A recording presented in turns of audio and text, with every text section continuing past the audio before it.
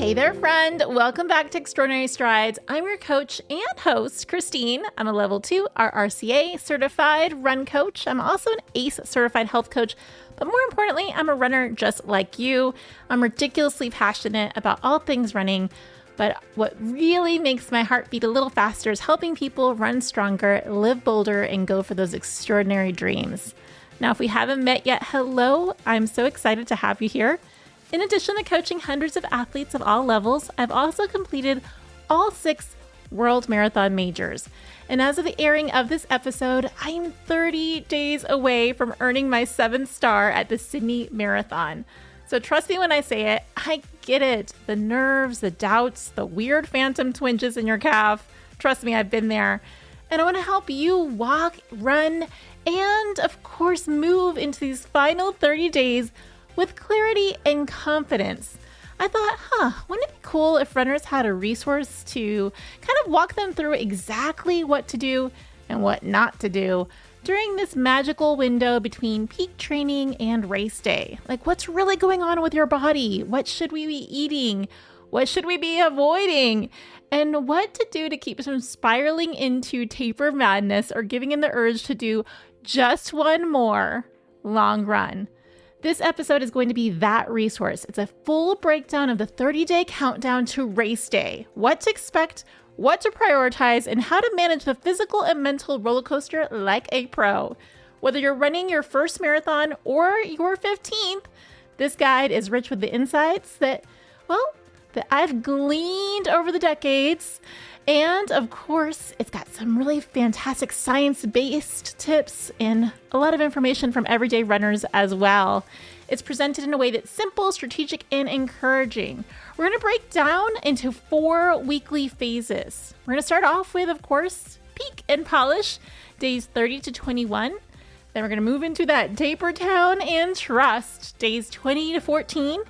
Prep and protect, days 13 to 7. Are you getting closer and closer? And of course, the final countdown for calm and conquer of race week. We're going to cover things like the actual timeline your body needs to adapt to workouts. Hint, it's not the week before your race. What the heavy legs during taper actually means. And a little spoiler, it's really a good thing. Why you don't want to sleepwalk through your nutrition or stress management in the final week, and a few things you really, really don't want to do, like trying a brand new gel the morning of the race. Well, if you've ever wondered how to feel ready and not just hope for the best, this episode is for you. So let's get right into it. Why I think that this is super important is because each day brings us closer to our goal, not just in the miles that we're running, but in our mindset, our muscle memory, and our mastery. This final chapter of our training is where the science of adaptation, the art of mindset, and the joy of being prepared all converge. You're not just tapering, you're truly in that transformative state. So we're going to start with our guide broken into these weekly arcs and science-backed strategies with, of course, days 30 to 21 peak and polish, where I'm at right this very instant as the airing of this episode, of course. This is your final opportunity to solidify fitness and sharpen your tools. You're still training with purpose, but the intensity is shifting. This phase is about rehearsal, readiness, and reinforcement. Now, if you're wondering, okay, well, what does that mean to me? Like, what exactly am I doing besides a whole lot of miles? Well, what you're doing physically is you're executing final key workouts, and you're likely going to be tapping into that longest long run during this phase, practicing race day fueling, pacing, and gear strategy. And you should be logging quality rest, initiating that mental prep that you need. Little pro tip. Your aerobic fitness adaptations peak about 10 to 14 days after your hardest workouts.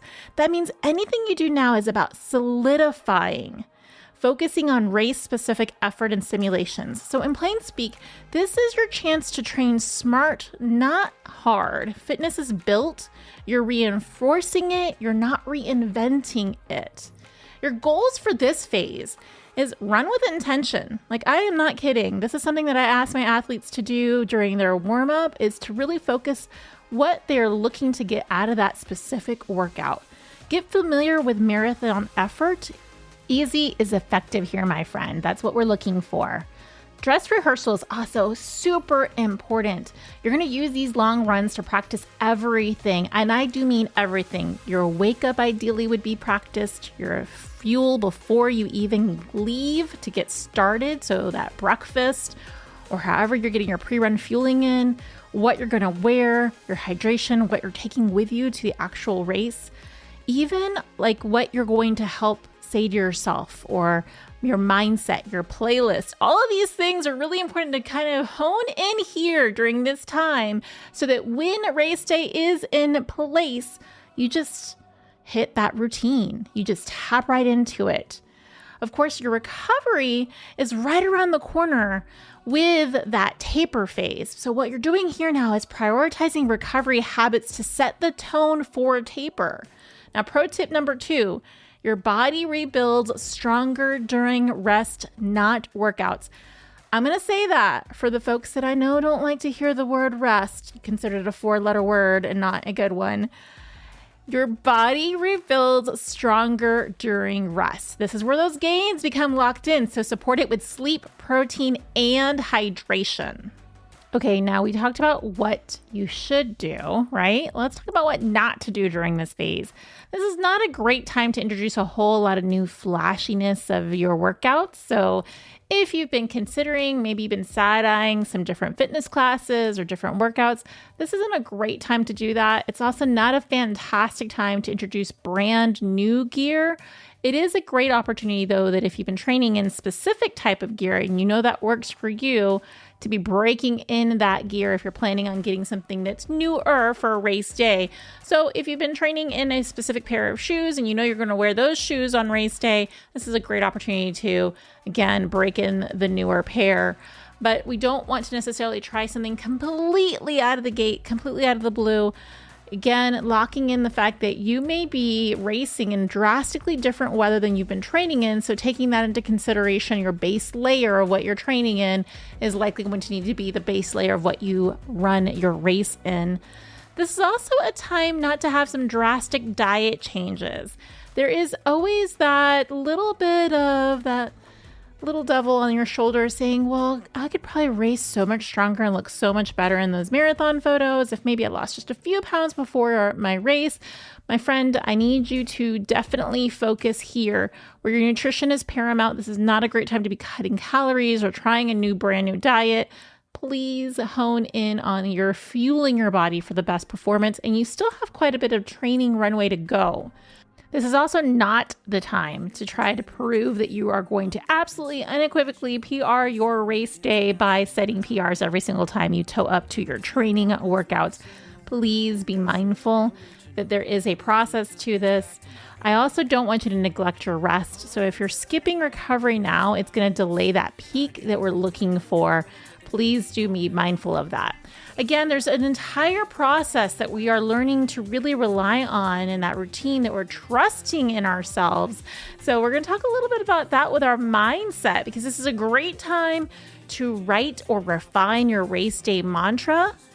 Visualizing hitting that reset after hard moments in a run. Now that's going to pay off in later miles. So if you have a training run where there's some stickiness, there's a little bit of requiring of grit to push through, I want you to really reflect on that and learn how to hit that reset, because you're going to want that mindset to translate to those latter miles of race day. Additionally, this is a great opportunity for you to reflect on your wins. Schedule some time for you and yourself and a nice little date, maybe during that recovery Epsom salt bath, where you really do reflect on all of the wins throughout your training season, what's brought you thus far, because confidence is a form of preparation. And I want you again to trust in yourself, find that gratitude of how far you've come, because that's going to take us right into our next phase, days 20 to 14. We are counting on down here. So with this, we are officially in Taper Town. I want to welcome you. Taper is officially begun. This is where you reduce your volume. You're going to maintain structure. So it doesn't mean everything automatically falls apart, but you're going to release that fatigue. You're allowing your peak of all of those miles to really help you rise to that next occasion, of course, which is race day. Now, what's happening physically here and why it's so important that we honor Taper Town is because we have that muscular and neural fatigue is going to decrease when we really prioritize that rest. Those glycogen stores that we've been tapping into run after run, workout after workout, they're going to start rebuilding. Now, that doesn't mean that you are going to glycogen stores here are going to translate to race day. It's still a little bit further out, but you're going to start to rebuild if those carbs are adequately increased. So again, if you have been considering a strict diet to get you to race day, this is not that time, my friend. Minor aches may surface a little bit, and that's due to shifting inflammation. They tend to be normal. Now, you should know the difference between actual pain and like a little bit of a niggle or an ache. So take that into consideration, knowing your body, but there is a lot of that. It also, you have more time on your hands, you aren't running quite as much, so you may be tuning into more of those aches than you were during your training. Now, this is a pro tip, is to remind yourself that tapering improves endurance by up to 11% and increases peak strength by about 5%.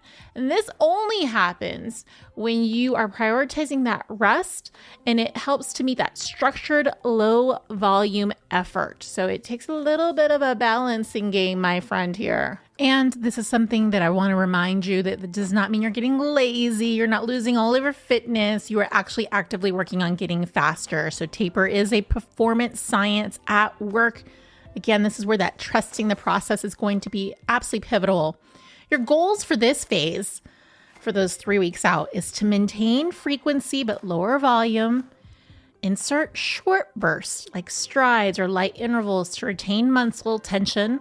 And start a slight uptick in carb intake, especially post-run. So again, this isn't carb loading at this phase, but just a little bit of, hey, maybe a little bit of a full baked potato instead of half a baked potato. So just being a bit more mindful of that slight uptick of your carb intake. Now, each gram of glycogen stores about 3 to 4 grams of water. I want you to process this, because this is where a lot of athletes start to panic about the weight on the scale. So this isn't bloat, it's energy. I know I want you to reframe that. Yes, it is water retention. You may feel a little bit more of that fluffiness, but that heavy feeling is actually your engine topping off what it's going to need for race day. So I want you to keep that in mind. Now, again, during this phase, you're going to have that rest and recalibration. This is the perfect time to practice that wind down routine at night. You also may not find that you're as physically tired as maybe you were during peak miles or earlier in your training season, or maybe there's a lot more going on as you prepare for race day, especially if it's a runcation you're traveling. But it is pivotal for you to prioritize that and to get that routine down, really lock it down. So potentially blue light blockers, calming music, consistent bedtime. Of course, this is also a great time to consider that with that rest, you're doing that recalibration a little bit. So maybe you need to track your hydration. You need to make sure you're tracking your electrolytes, and that you're tracking your sleep, that you're really getting in enough rest. You're getting enough of the supportive aspects of your training to really pay off for you. You're also going to potentially start looking at shifting your fiber intake around this time gradually to reduce GI distress on race week. Now, I'm a big believer that fiber is one of the best things that we can incorporate into our diet, but taking into consideration that if it takes your body a little bit longer to start to process a lot of those little tiny changes, this might be a time to do so. So thinking more of, this is a great opportunity. Remember, I said a little uptick in the carbs. Maybe you add in a little bit more rice, a little less raw kale, just tiny little tweaks here. Definitely more sleep, less second guessing. Now, my friend, we need to definitely talk about what not to do here. I think I've already alluded to a little bit, but let's go ahead and really drive the point home. I do not want you to, unequivocally, do not cram in extra runs to quote unquote make up for anything. All this is going to do is increase injury risk and delay recoveries. I know that sometimes our training doesn't go as planned, and we want to feel ready. We want to feel confident. So we think that if we maybe make up that workout that we missed 2 months ago, that it's going to make or break us. Trust me, it's going to potentially break you before it will make that race day. So please do not add in extra runs into your training. Also, don't try to sweat out taper anxiety with extra effort. So a lot of athletes are prone to wanting to go a little faster, test that speed a little bit more during this time. Unless if it's actually thoughtfully inserted into your training, do not do that, please. I want you to really learn how to manage that anxiety, that taper madness with all the other tools that we're going to talk about in terms of mindset, but do not try to just leave it all out on the road or on the asphalt. This is not the time to do so. We'll have a race coming up to do all of that. I also don't want you to deviate again from that gear or that nutrition you've already tested. So take that into account that while we're making minor little tweaks of inserting a little bit more carbs, a little less fiber, it shouldn't be a drastic change in your nutrition, especially not with what you're doing on the run. So your before your run, your during, and your after should be really well locked in at this point. So let's get started on that mindset and what can anchor us during this time where there tends to be a little bit more anxiety sometimes ramping up. So you're going to reflect again on those training wins that I told you to do in that first phase, right? That peaking and polishing. We're really going to continue to reflecting on our training wins throughout our training season. We're going to flip through our log. This is a wonderful time to revisit all the training that you've done. Actually, physically, I'll actually go and look through my training journals, my journals. I'll go through some of the data that's on Garmin and really relive those proud workouts. And then remind yourself how you got through those tough workouts as well. And then really begin that mental rehearsal. This is where we get to visualize your start line, how strong and ready you feel. Visualize the actual different points of your race course. Nowadays, there's so many wonderful POV type race course information you can find. So potentially go visit YouTube during one of those race days, find that course if you know yourself and know that it won't create additional anxiety for you. But if knowing ahead of time does help, it's a wonderful opportunity to kind of put yourself visually there, feel yourself racing strong during the different aspects of your training, of your race day. And of course, visualize that super strong, like even your fist pump, arms in the air of victory finish line. I just did it myself here at the microphone. And don't forget to visualize the sticky points, those sticky points of that 26.2 or that 13.1 or 6.22, whatever it is that you're racing for, that you know that during your training you encountered and you learned how to push through it. Now, this is also where I want to remind you, this is super normal for you to start questioning your readiness. It's super normal to think that you haven't done enough. This means that you care. And that readiness isn't just a feeling, it's a result of the work that we've already done. So at this point, I want you to just really lean into self-trust, self-confidence, using meditation, using visualization, using our mantras. Maybe it is just talking it out with somebody in the running community. Hello, you're always welcome to talk it out with folks in the community page. With that said, we're continuing to really honor and protect ourselves, our mental wellness during this time, our physical wellness during this time. So as we shift into days 13 to 7, just 2 weeks out from race week, is prep and protect. This is the week that's going to tie it all together, the beautiful little bow. My bow is going to be pink. It's going to be sparkly. Your bow can be whatever you want it to be. But you're reducing that load and you're protecting your energy, you're protecting your confidence, you're protecting your body physically, and your focus. What is pivotal during this week is that your peak recovery is going to continue. That's what really physically is going to be the number one, this is the star of the show. Your mental focus may waver a little bit. That's totally normal. Again, if you're feeling a little bit of just a fogginess. So check in with yourself on those tools that we've talked about and using it. Your energy may fluctuate a little bit during this time. And the reason why that's happening is because while you've decreased the volume, and at this point you're starting to decrease that intensity as well, your nervous system starts to shift a little bit. It's not quite sure as exactly what's going on. So you may have some energy fluctuations. So what's really important at this point is to really lean into that sharpness, knowing that it returns when fatigue drops faster than fitness. Let's say that again. Sharpness returns when our fatigue drops faster than our fitness. That's probably why you'll start to feel fresh, but possibly also a little jumpy. You're like itching to add in a little bit more miles. You're itching to do a little bit more, have a little bit more of an intense run. Again, let's practice restraint, my friend. So to really give you like a plain scenario, you're going to feel like a puppy getting to want to go out on, jump on any leash, go for a walk, run it out. That's your body recharging. That's letting you know that you're really getting ready for race day. So if you're feeling that little bout of anxious energy, don't just lean into it by going and working it all off, continuing to really trust the training and trust the process. So your goal is going to be maintain that rhythm or lean into your structure that you have. Try not to skip your runs during this time. There's a tendency sometimes to do that as well. Like, well, I already did what I did. At this point, it doesn't matter quite as much. Don't skip them because we still want that structure. You really want that rhythm. Avoid overdoing mobility or strength. So if you're having that little niggle or that little ache that kind of comes into play, you can't stretch it away. You can't foam roll it away. So be mindful. You should, of course, continue to add in your mobility. You should continue to do your strength training, but don't overdo either of these at this point. This is also where we're going to keep our nutrition super simple. Do a little bit of KISS. Keep it super simple. A little bit of higher carb, a little bit of lower fiber.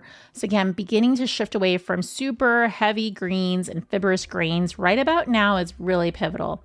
Something I also want to drop into this specific aspect is day 10 to race day, 10 days left. That's it. There is nothing you could do at this point from a workout perspective that is going to enhance your specific performance. Meaning you can't go out and do a long run after this time frame. You can't go out and do an intense speed session after this time frame and it actually make a physiological impact of your training in terms of enhancement. It can, however, if you start to, again, doubt me at all and start adding in too much speed or too much push or additional miles during this time, that will likely hinder your performance more than it could ever help. And I really want to drive that home because I hear a lot of folks still have that desire to add in more on race week or even 2 weeks out.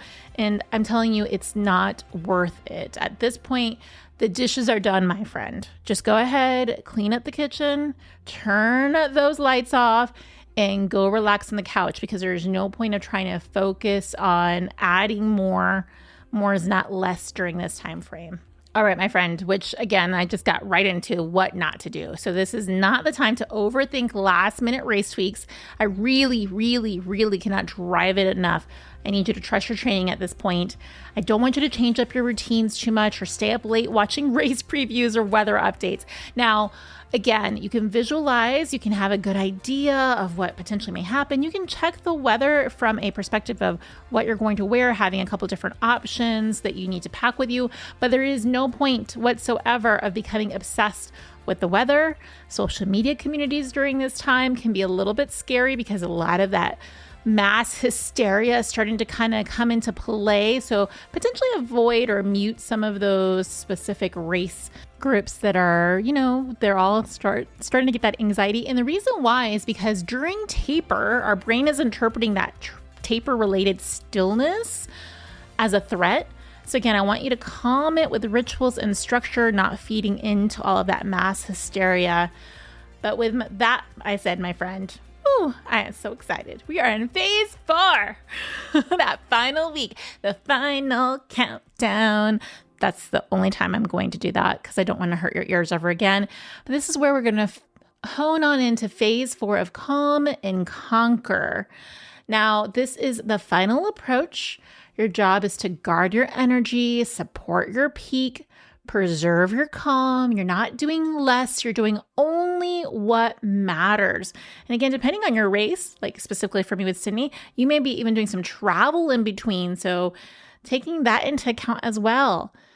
What's happening physically here, what's really important, what's really pivotal is that your glycogen levels are peaking. Your legs are absorbing rest and they're regaining that sharpness.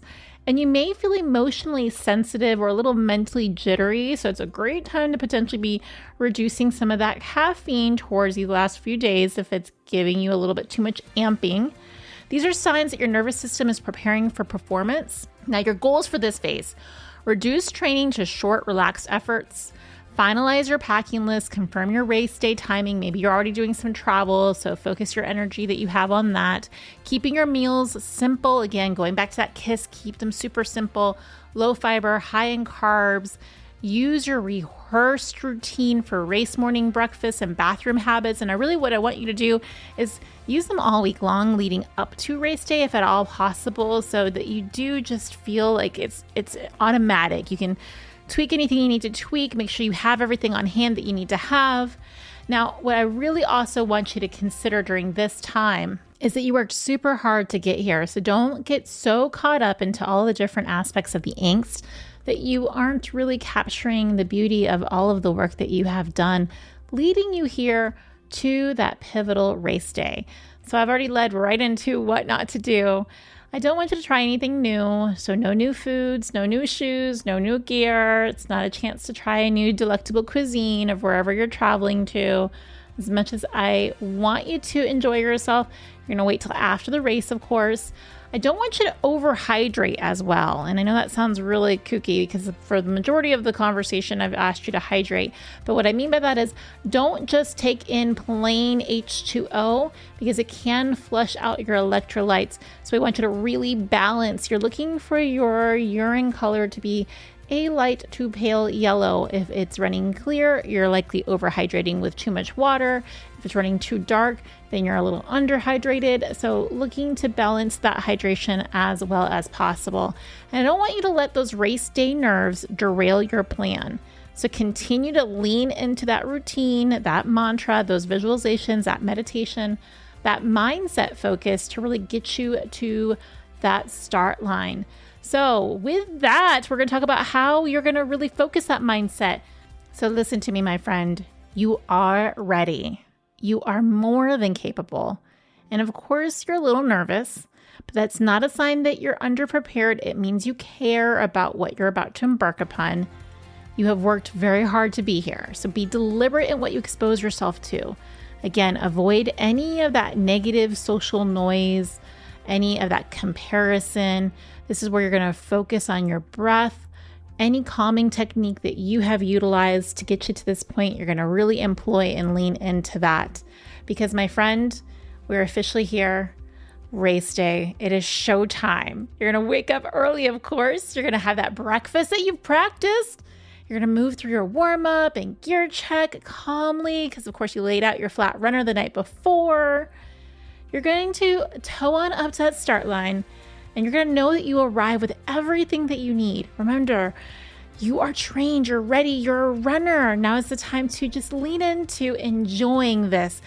The marathon or the race has been run already, and all the countless miles and workouts and mobility sessions and strength training before you got to this point. Here is your time to celebrate. It's your celebration lap.